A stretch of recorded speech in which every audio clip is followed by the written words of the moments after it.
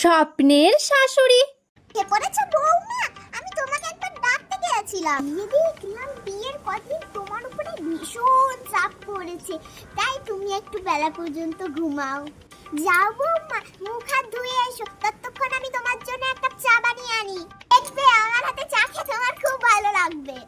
আরে বৌমা, তুমি রান্নাঘরে কি করছো? যাও যাও, ঘরে যাও, তোমাকে এখন এইসব রান্না টান্না করতে হয় না। আমি যতদিন আছি বৌমা, আমি ততদিন সব করব। যখন বুড়ো হয়ে যাব বৌমা, তখন তুমি সব করবে। আরে বৌমা, তুমি চুপ করে মন মরা হয়ে বসে আছো কেন? বুঝি মা বাবার জন্য মন খারাপ?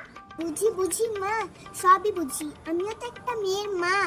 জানো বৌমা, আমার মনাটার যখন বিয়ে হয়েছিল না, তখন আমার মনটা খুব খারাপ করতো।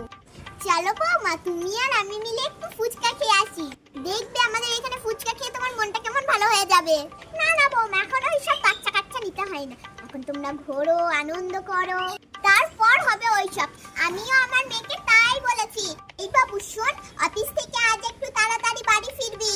বৌমার মনটা আজকে একটু খারাপ, ওকে নিয়ে ওর একটু বাপের বাড়ি যাবি। তুই ওর ওখানে ভালো লাগে, ওখানেই থাকবি কিছুদিন।